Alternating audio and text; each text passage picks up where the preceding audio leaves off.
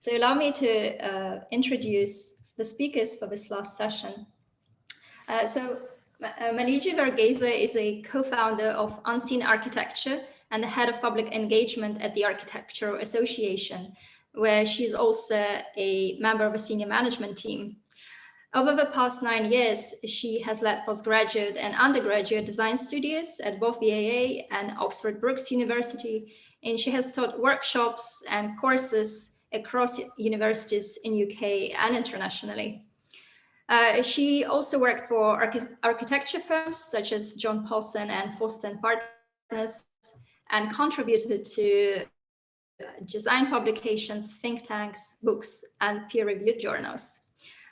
She is currently on the curatorial panel for 2021 London Festival of Architecture.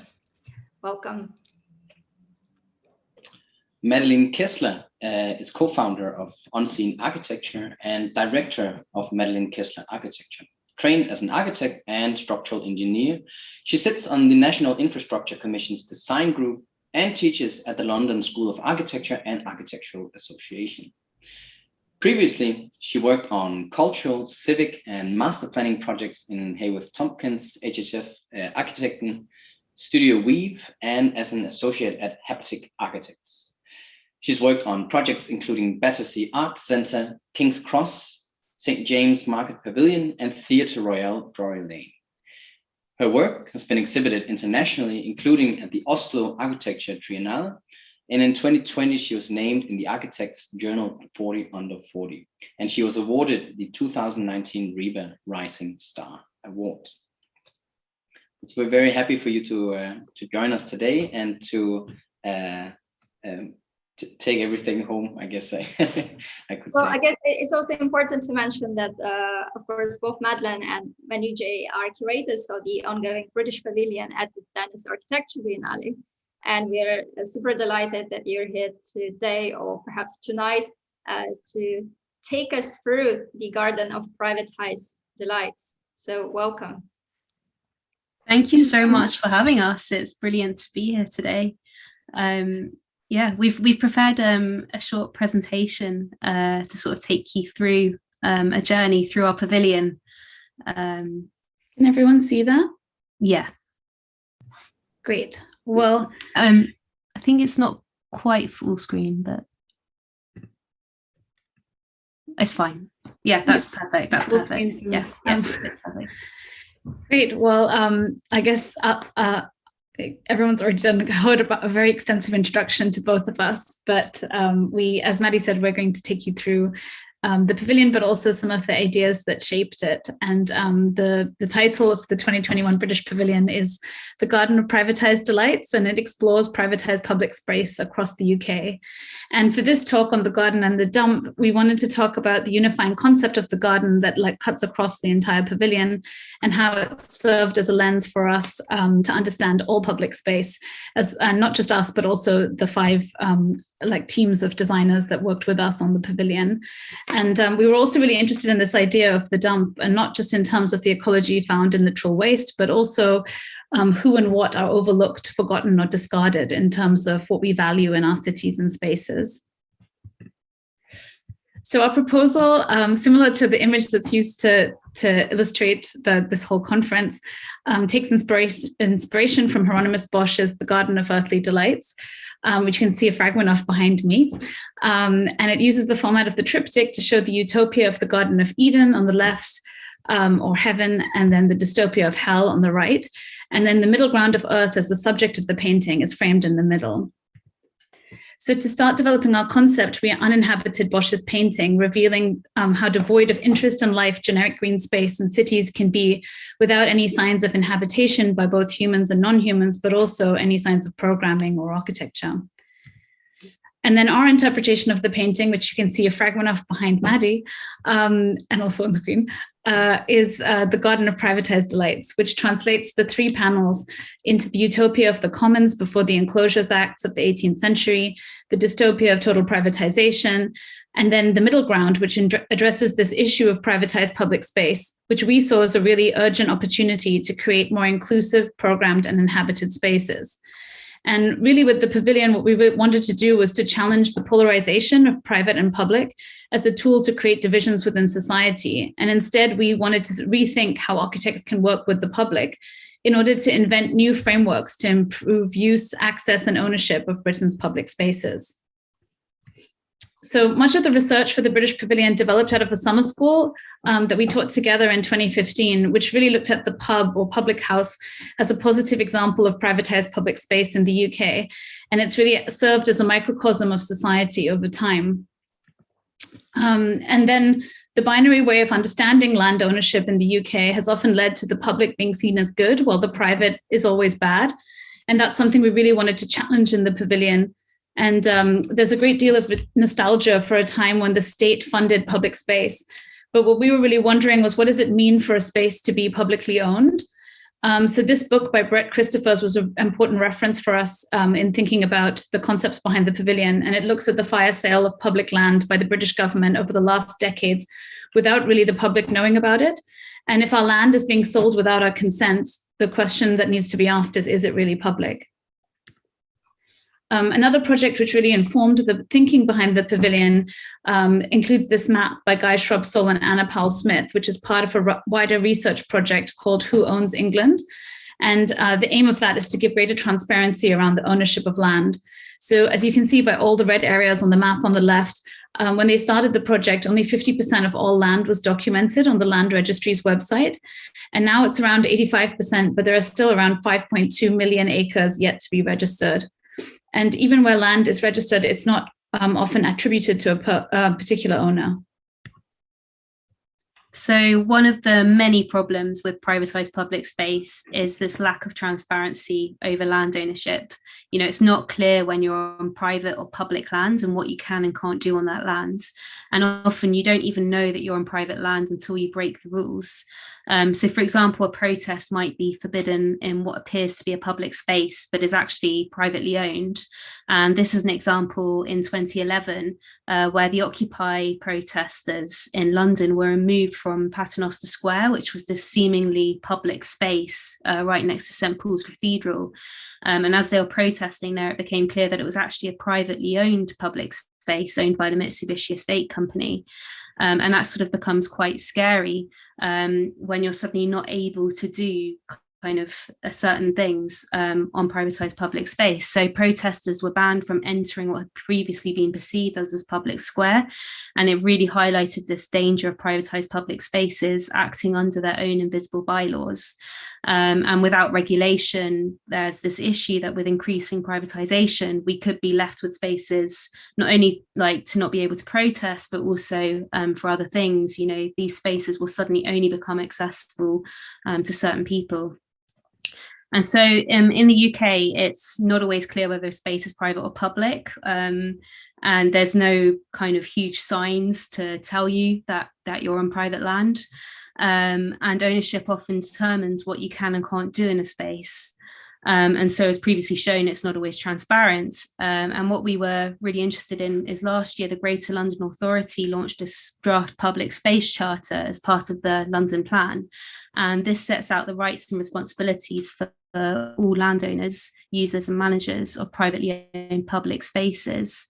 And it's the sort of first attempt to regulate privatized public space that previously was perceived as public space, but governed as though it was private space, creating conflict and confusion as a result of binary thinking. So you can see that there are things on this list that, you know, all privatized public spaces must be able to be accessed free of charge, for example, and there must be transparency sort of over what the rules and regulations and land ownership is. And so this is the kind of, I suppose, background thinking behind our pavilion in Venice at the moment, and to sort of take you through the experience of the pavilion. If you can't go there at the moment, as you approach the pavilion, you're sort of greeted by this planting that sets you up onto your journey into this Garden of Delights. And what you're doing is you enter through the doors of the pavilion is you're really entering through the middle panel of that Bosch painting. You're entering through into this privatized public space that we've started to reinterpret. And so as you enter the pavilion, you're sort of taken on this route through sort of a typical British city or town, and you come across these different typologies of privatised public space. So we've got sort of 4 physical typologies: the pub, the high streets, the playgrounds, and the garden square, and then these 2 ministries which we've overlaid, which look at the importance of policy and also governing how we actually use these spaces. And I suppose rather than these traditional exhibitions that represent architecture through models and drawings, we transform the pavilion into these immersive spaces, and each one asks a question about that space, and the overriding question of the pavilion as you enter is, can we rethink what privatised public space could be? And as you enter, you immediately sort of are confronted by the garden square. And this is a common feature in the British city, but it's usually highly controlled or locked, often sitting unused and tantalisingly out of reach to passers-by. And you're sort of forced to do the same as you enter our exhibition. You can't actually access the garden square, even though you can see there's something going on behind. And you're forced to experience the rest of the pavilion until you find yourself back inside the garden square. And then you enter into Publicani, which is designed by the decorators, who are a collective of designers. And since the 17th century, the public house has been a pillar of British culture. And despite occupying such a cherished place in our culture, the pub has always been both highly contested and closely regulated. And it's now facing rapid decline. And this is something that's been going on for a number of years, but was really exacerbated over the past sort of 18 months, when for the first time ever in British history, every single pub had to close under the lockdown rules. And so this room is asking, could the pub be more than a place for drinking and become a versatile space for centre for civic action? And as you step into the Publicani, you have all these familiar elements of a pub: the bar, the carpet, the decor, the karaoke, and each one is telling a hidden story of reuse and reinvention. So the bar is sort of designed to be at different heights, which bring people of all ages and walks of life together. There's a post box embedded in the bar, plug sockets, and it allows it to become a real community hub. This room's really exploring how the pub is so much more than just a watering hole. And across the UK, where you see really high rates of pub closure, you often see increases in alcoholism. So it's really looking at the importance of the pub as this kind of community and civic centre. So from there, we moved to the Ministry of Collective Data, which was designed by Built Works, who are a creative practice exploring the intersection between art and architecture. And in this room, they were really interested in exploring facial recognition and surveillance, which are more and more present in privatized public space. But what we wanted to talk about here is how technology isn't inherently bad, but rather it's about kind of whose hands does it sit within, like who owns our data and how is that being used and how aware are we of that. And so the Ministry of Collective Data advocates for a more bottom-up approach to decision-making and asking for consent. And the question it asks is, could we rethink facial recognition technology and free our collective data for public benefit? So on entering the space, you're presented with 2 options. You can either walk left and you reserve your identity and data, proceeding as an undocumented shadow, or you can walk right and your likeness will be copied by cameras, generating a unique interactive avatar. So the ministry constructs new types of digital public space with a fair and transparent consent-based system, and it offers all citizens access to their collective data and agency over how it's used. And so there's a kind of a lot of technology and interactivity in this room and interfaces for you to kind of understand how your data is being used. But in terms of the garden theme running through the exhibition, there's also these like full-scale tree trunks that serve as kind of camouflage for you to hide behind if you want to kind of protect your data from being captured by any of these devices. And I suppose just to follow on from that, the Bosch painting, hopefully you've sort of seen, but yeah, this painting has sort of really inspired all the different forms throughout the pavilion. So each room has been designed by a different designer, but this has been a kind of unifying element where we've gone back to get the sort of colour palette, the forms, as Manijeh was saying, like bits of nature which sort of come into each of the rooms in quite a playful sort of way. So next you step into the High Street of Exchanges, which is designed by Studio Polpo, who are a social enterprise architecture collective based in Sheffield. And this room's really exploring how the High Street has a crucial role to play in the UK's towns and cities beyond being a centre for just shopping and consuming. High Street's actually the most common street name in the UK. And it's asking, could the High Street go beyond commercial interests to become a place of diverse and social exchange? And so as you enter, you're sort of confronted by this interactive ATM, which draws attention to the non-commercial transactions and relationships that are already present in the shops, thresholds, cafes and pavements. And these are places of diversity and potential. So instead of dispensing money, this ATM, it dispenses advice. And at the same time, fragments from contemporary high streets in Sheffield, sort of from a hairdresser's to a library, a pay-as-you-feel cafe, offer an insight into social activities and interactions that exist beyond the commercial in retail spaces, offering propositions for high streets across the UK. So there's this soundscape that plays in these cones throughout the room of the different sort of sounds that you hear along the high streets in Sheffield. And it's sort of looking at these three activities of listen, share and act. So, for example, when you go and get your haircuts, you're getting more than just a haircut, you're also getting a conversation with someone, which can be really important.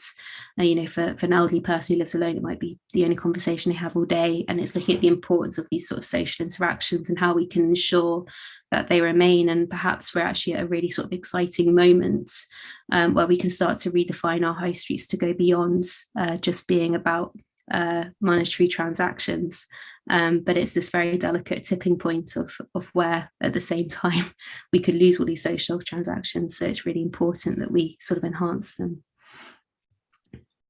So from there we moved to the second ministry, the Ministry of Common Land. And while the first one was looking at how we can collectively own our data, here we're really looking at how land can be commonly held. And this room is designed by Public Works, who are a not-for-profit critical design practice. And they've really been exploring over several years how land is an endangered and depletable resource, and how the time has come to challenge its enclosure for the profit of the few rather than the many. And the room has been asks the question of, can we use citizens' assemblies to develop new strategies for land ownership and use? And so the room itself is really designed as a citizens' assembly. So this kind of mound-like structure in the center of the room really tries to break down the hierarchy of the traditional ministry.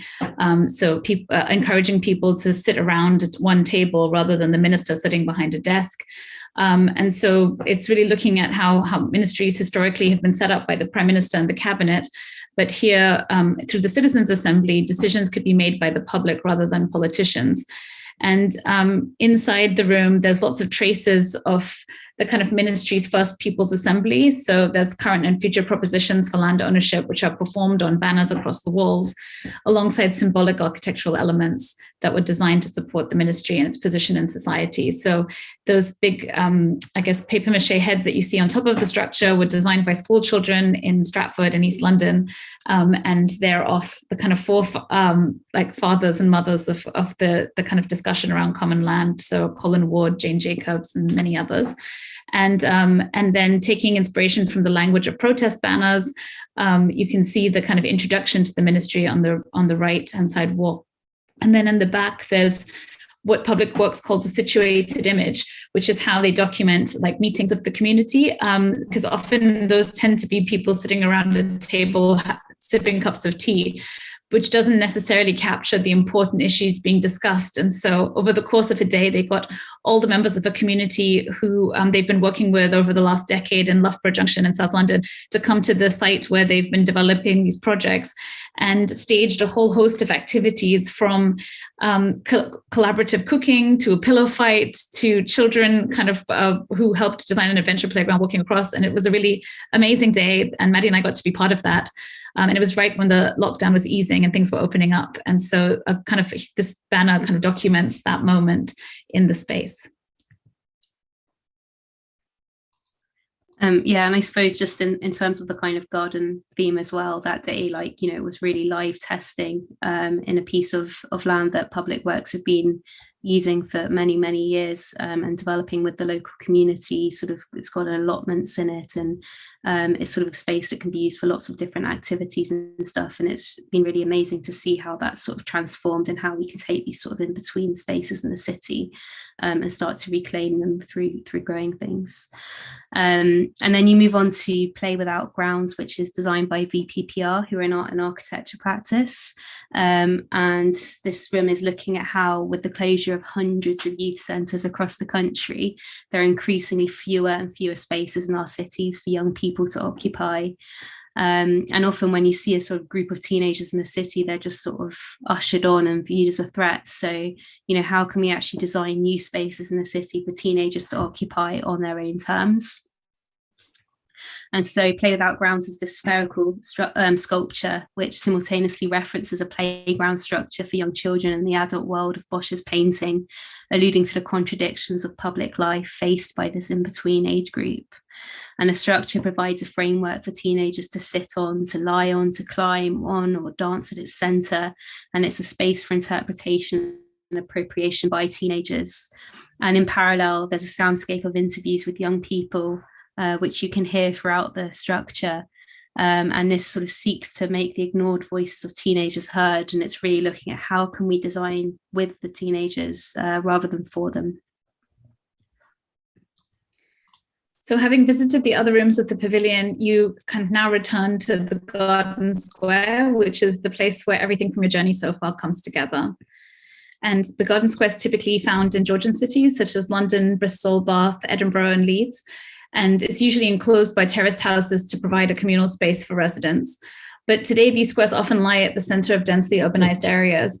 And there are wonderful moments like the photograph you can see here where I guess nature has grown around the human made, creating new hybrids and entanglements where one is inseparable from the other. And it's those kinds of moments we were really interested in and looking at how we can encourage those to happen more often.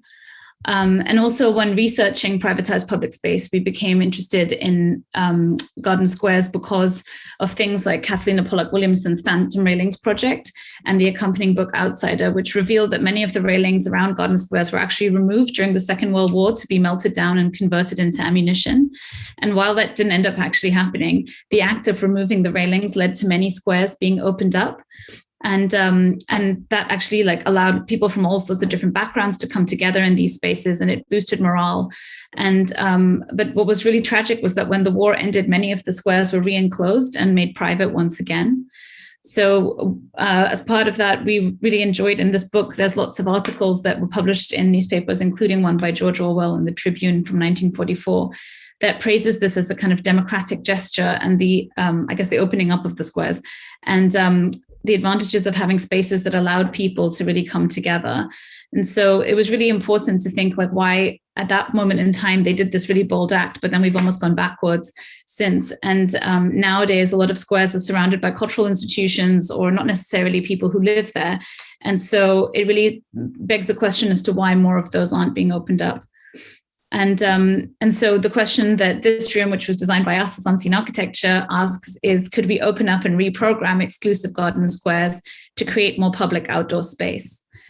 And now you find yourself, having been through all of the other rooms, back into the square, but this time on the inside of the railings. And instead of being exclusive, it's being transformed into a more inclusive space as what we hope will be a real garden of delights.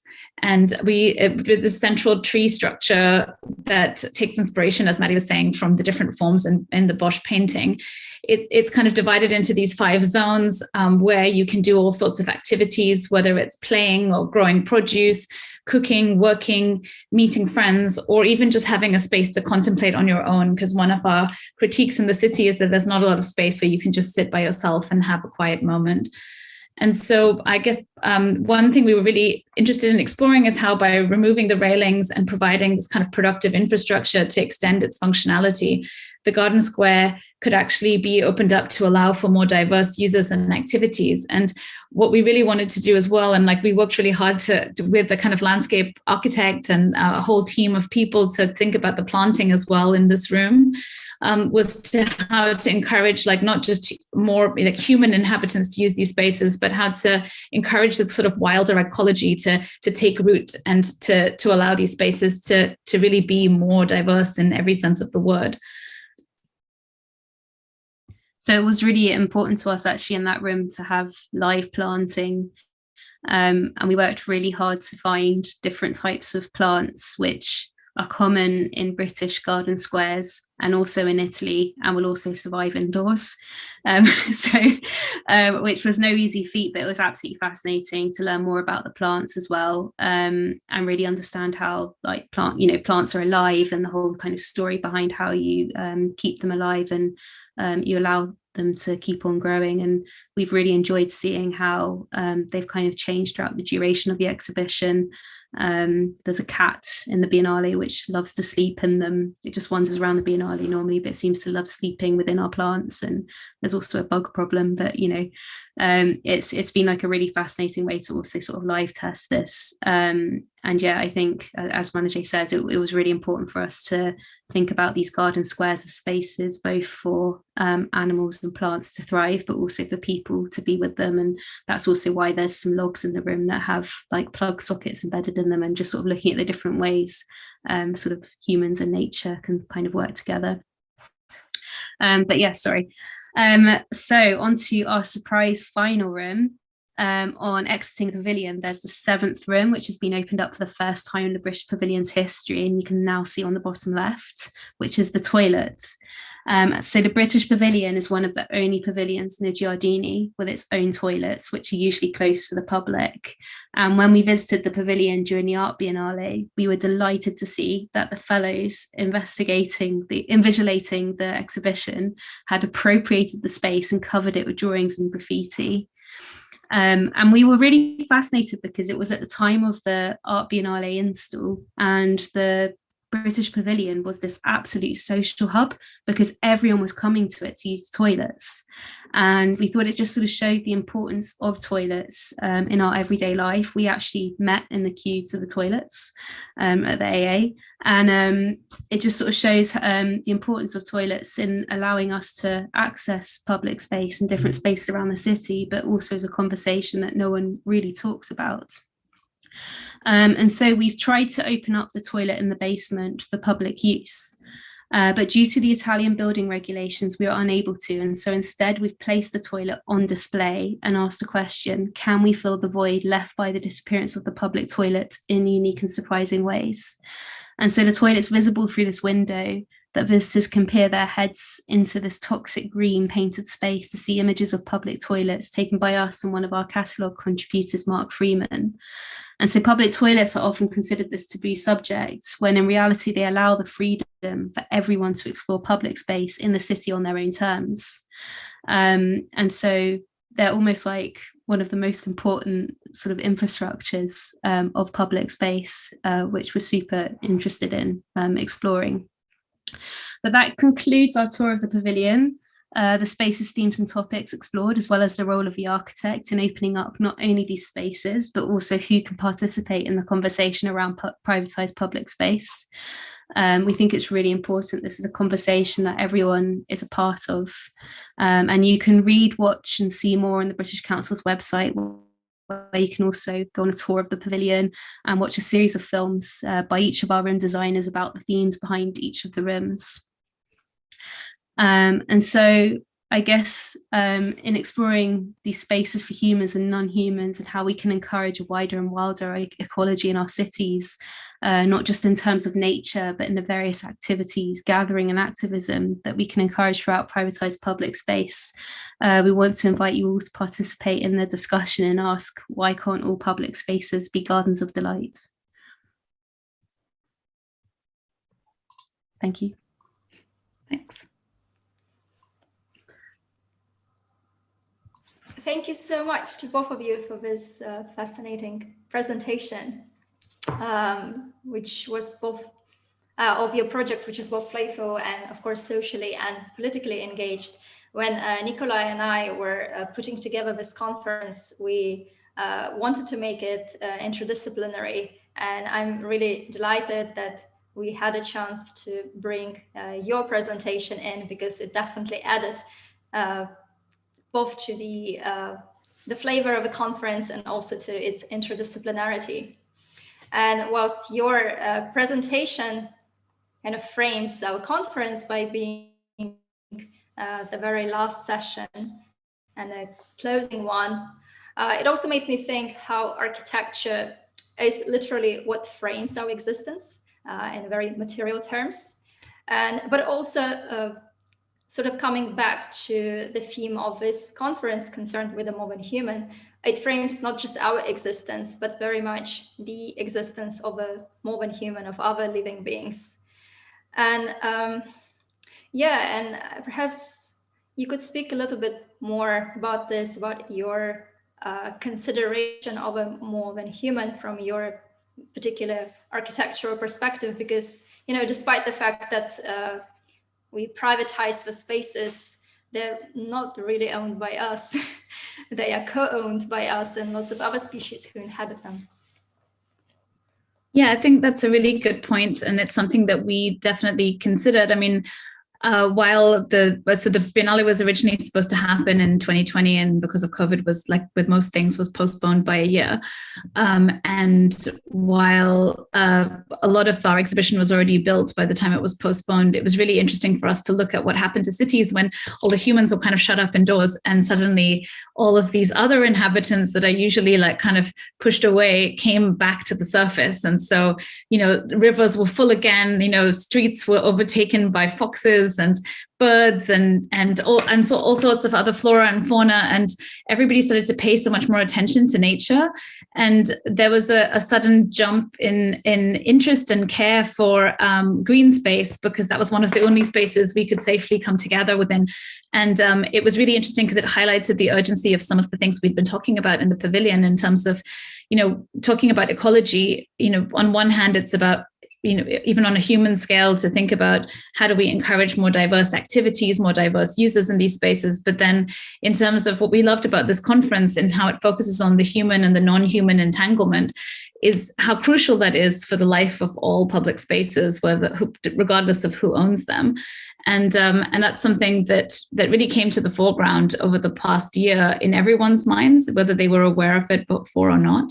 And it's something that we tried to incorporate throughout the pavilion, especially in those audio soundscapes that kind of, which is unfortunate we couldn't like play those to you, but hopefully some of you'll get a chance to visit, or you can, through some of the films, you can hear the audio as well, because those talk about some of those perspectives, whether we tried to get people from different generations to talk about the evolution of privatized public space, and especially children were talking about like their favorite green spaces and pointing out some of these moments.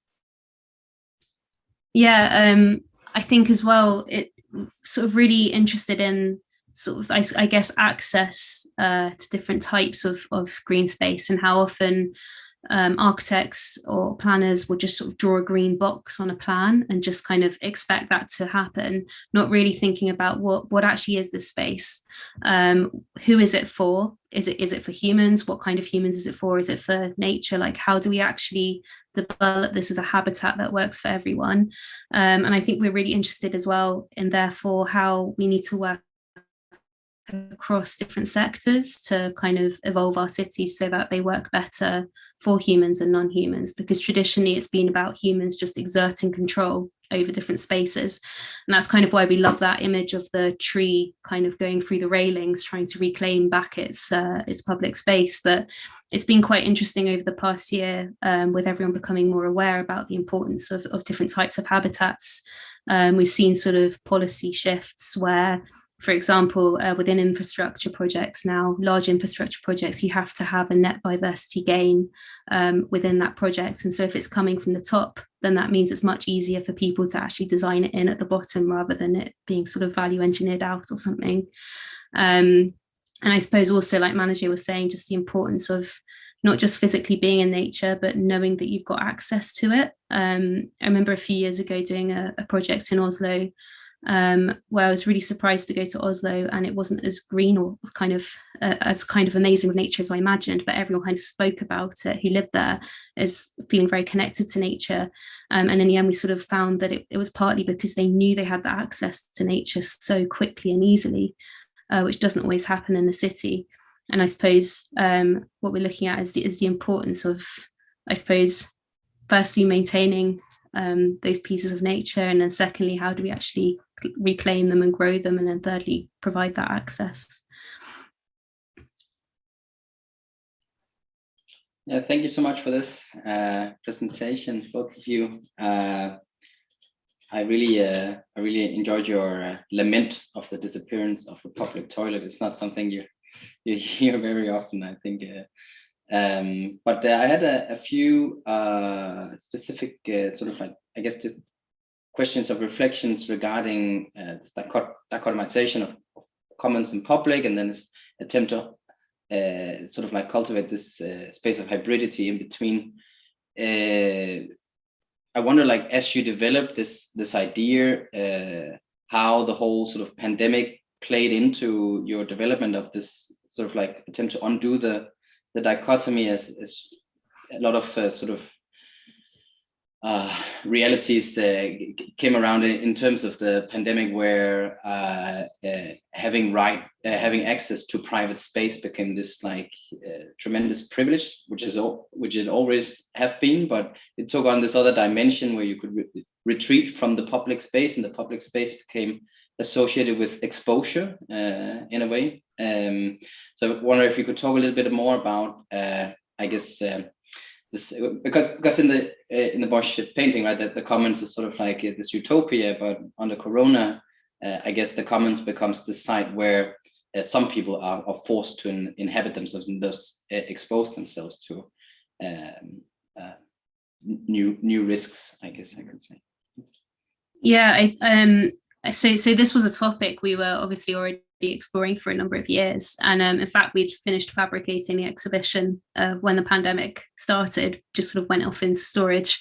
But what was really quite exciting is to see all these topics suddenly come much more to the forefront of the conversation, and the urgency in addressing them really becoming heightened, and people's awareness of what was going on around them becoming much more heightened. And so we saw sort of, public parks being closed, people suddenly like, a big sort of protest about why aren't golf courses commonly owned? Why can't everyone use school playgrounds or golf courses when they're not in use? What's the point of having all these inaccessible spaces?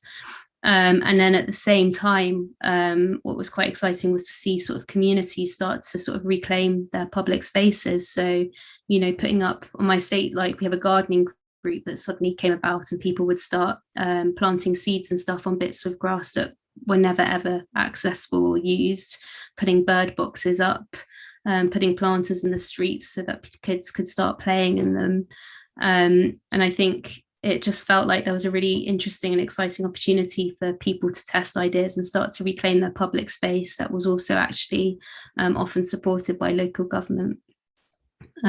Which has been really kind of interesting and exciting to see. We were part of some GLA, Greater London Authority discussions, where they spoke about how they'd had like a shift in attitude, where traditionally the public sector has been quite risk adverse, especially over the past few years. They're becoming more and more risk adverse, and suddenly because they had to act fast, they sort of adopted this attitude of thinking fast, acting fast, failing fast. So it's okay to fail as long as we're learning from it, which was quite interesting and allowed a lot of these projects to suddenly happen that had been spoken about for years but had never really happened, like the cycle lanes and things like that.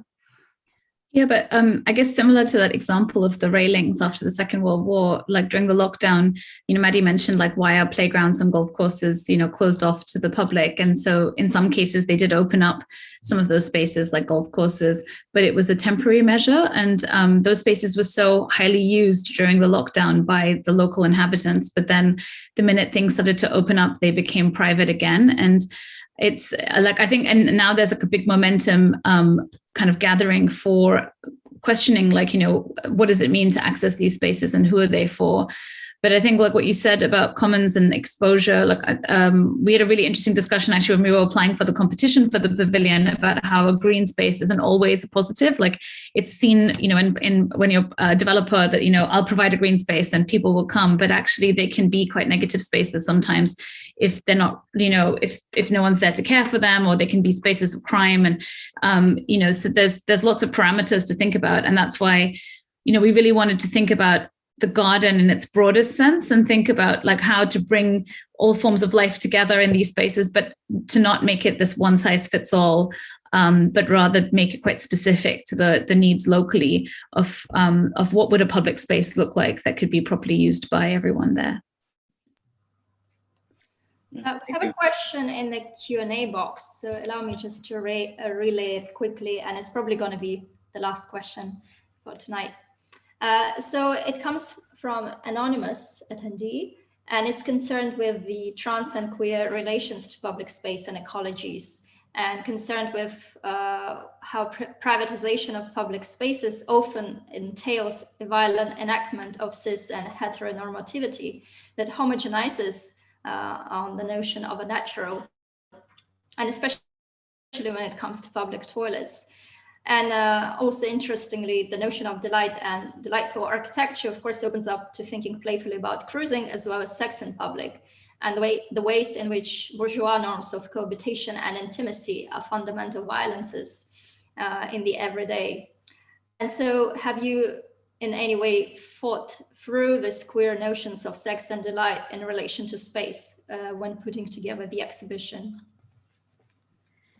Yeah, I mean, I think it's a great question. And actually, the Bosch painting is filled with all sorts of incredible hedonistic activity, which is something that really drew us to the painting as our reference. And having spent not just the last 2 years, but so many more before poring over this painting, I feel like there's always new stuff that you can surprise upon and be delighted by. But I think we were really keen to use that word delight in the title of the exhibition because it's maybe a word that's not talked about enough in architecture and planning, and it's a parameter that really should be used in how we think of our cities and spaces. And I think that this focus on normativity, like designing spaces for, you know, the privileged people that already have access to public space, we found really problematic. And we wanted to find a way to think about like who are the people that are, you know, typically excluded from being able to use these spaces, and also to be able to do activities that are maybe frowned upon or considered taboo. And actually, there's a big part of why we wanted to include the toilet as one of the rooms on display, because it's something that isn't talked about, but your access to public space is so dependent on having access to toilets. But in terms of like what types of activities you can do in these spaces, like I think what we wanted to do is really for people to suggest those themselves. Like we often feel that in public space, there's way too much signage, regardless of who owns it, about what you can't do. And there's not enough focus on what you can do. And so throughout the pavilion, we actually worked with our graphic designers to come up with signs that like they developed a typeface that used finger painting as a way to suggest like that that people have greater agency to make their own signs and to come up with things they want to do. And it's also why each room asks a question rather than providing any solutions or answers, because we actually want people, like if people want to have sex in public space, maybe they should. And I think it's more about like trying to I guess decondition ourselves from these norms that society has like placed not just on us, but on how we use space in the city. But Maddie, maybe you want to speak more specifically about the toilet, because some of the research in our catalogue is really fascinating in terms of like how toilets have been designed to almost be barriers to all sorts of types of activities. I also think it's a fantastic question. And I guess like the whole sort of starting point almost of the pavilion was how do we actually allow everyone to be part of this conversation and give everyone the tools to be able to reclaim their public space, rather than it being the same few people just telling people what you can do in public space. And you know, we're very conscious that often at the Architecture Biennale, it's a conversation for architects with other architects who all think alike, and it's really important to have multiple different voices in these conversations. And I guess also just to mention that each of the structures we're hoping to bring back to the UK, and it would be amazing to see how people start to use them in different ways. But on the subject of, I suppose, the toilet and the pub, I think is also relevant to this question, where we on the pub there's actually a banner for the Joiners Arms, which was a pub on Hackney Road, which was really important for the LGBTQ plus community. And that pub was sort of bought by a developer as part of a developer sort of bought that plot of land. And there were huge protests to say this pub's really important, and how do we save the pub? And as a result of these huge protests, the developer now has to re-provide a space for that community within their new plot, which is quite interesting because it's rethinking what was this pub space actually providing. It doesn't necessarily have to be a pub with a bar, and we're quite interested in kind of, I suppose, questioning the important spaces that these public spaces are providing. And then on the public toilet, which is, the research into that was super interesting because originally toilets were, the onset of the public toilet, they were only there for men. And then women were sort of chained to the home because they could only go as far away from the home as there was a public toilet. And eventually you saw kind of provision for women. I think Selfridges in London was one of the first places to provide public toilets for women because they realised then women could come and shop there. And it was quite interesting to see this kind of relationship between private spaces suddenly providing public toilets for different people to use, and then eventually you got more and more kind of council-owned public toilets which were truly public. But there's been a huge loss of funding over the past few years. There's nothing in legislation to say that they have to stay, so as soon as councils lose their funding they sort of get rid of their public toilets, and then where the public toilet is provided it's often completely inadequate and insufficient. So in London you get these kind of boxes, these kind of circular boxes with public toilets inside. And if you go in one of these boxes, you can stay, I think, for a maximum of 20 minutes. If you stay for any longer, like the room goes dark, bright lights flash, an alarm goes off. If you're in a wheelchair or a buggy, or more than one person, you're set off a weight limit. So it then sprays you with water. And it's just like the way that public toilets are being designed is just completely inadequate and doesn't allow for kind of equal kind of provision of them. And what ends up happening is it's the most kind of discriminated in society who get they get discriminated again, because if you're elderly, if you're pregnant, if you're disabled in some way, like suddenly you can't use these public toilets. And so we think this is like a really, really urgent conversation that needs to happen. And in the pandemic, when there were the lockdowns and all the public toilets suddenly closed, you did see a bit more of a conversation happening about the importance of it. But I think people are too scared to talk about the public toilet. And I don't know why, because everyone you speak to has definitely had an experience where, the very basic, they really need the loo and not being able to find one. Everyone's been there, but no one really talks about it as being so crucial in the city. Well, perhaps on this very relatable note, we're going to close this session as well as this conference. Thank you so much for your presentation to both of you. Really, thank you so much for having us. It's been really great to be part of this conversation. Thank you, and I'm so happy that we managed to end the conference on this communal, queer, non-heteronormative, more-than-human note of delight. And of course, the concept of more-than-human that has been central to this conference is gaining traction today, thanks to, or rather, unfortunately, because of a growing awareness of the effects of climate catastrophe and mass extinction, and the urgency of tackling problems appear insoluble within the current metaphysical parameters. And I think what so many speakers in this conference managed to achieve is exactly provide those alternative parameters of our existence. As Michael Marder noted, we are in a dump and the dump is in us. And Stanley Chan also echoed the sentiment, saying that there is no such thing as other man's backyard. However, if your neighbor is mowing a lawn in their own backyard, perhaps you could go and have a friendly conversation with them, or at least, I don't know, buy a book about rewilding as a next Christmas present. Right.